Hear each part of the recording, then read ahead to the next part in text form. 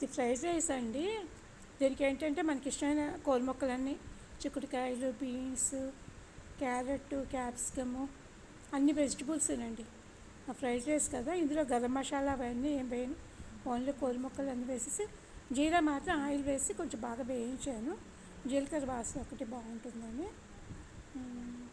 ఇందులో పసుపు వేస్తున్నాను నేను.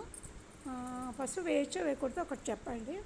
నాకు పసుపు వేయాలనిపించి వేసాను అన్నమాట. బాగుంది కాకపోతే. నెక్స్ట్ ఉప్పు వేసానండి. ఇవాళ ఏకాదశి నేను ఫాస్టింగ్ ఉన్నానని నేను ఒక్కరికే ఫ్రైడ్ రైస్ చేస్తున్నాను అన్నమాట. స్వీట్ కార్న్, బఠానీ ఇవి కూడా వేసాను అన్నమాట. నేను ఎందులోనూ ఉల్లిపాయలు కానీ గార్లిక్ కానీ వేయనండి. అవి ఏవి తినను అన్నమాట. నేను ఇంగువ వేసే ప్లేస్లో మీరు గార్లిక్ వేసుకోండి తినేవాళ్ళు. ఉల్లిపాయలు కూడా వేసుకోండి. ఇందులో ఉల్లిపాయలు వేస్తారో లేదో నాకు తెలియదు. నేను చేసే ఫ్రైడ్ రైస్ అయితే నా స్టైల్లో ఇలాగే ఉంటుందండి. ఇలా చేస్తాను నేను చేసే విధానం చూపిస్తున్నాను అన్నమాట. ఫస్ట్ రైస్ ఉడికించేసి ఉంచేసుకున్నాను అన్నమాట. లైట్గా సాల్ట్ వేసి ఉడికించుకున్నాను. కూర మొక్కల్లో అందుకని కొంచెం తక్కువ వేసాను అన్నమాట. ఇది పొడి పొడిలు ఆడుతూ ఉంది రైస్, బాగుంది. అదేంటంటే కీరా అండి.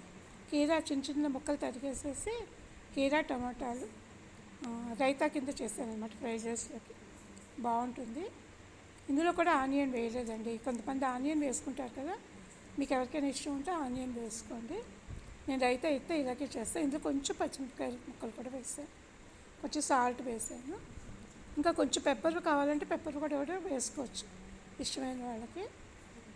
ఇదిగోనండి ఇలా వచ్చి చాలా బాగా వచ్చింది. ట్రై చేయండి.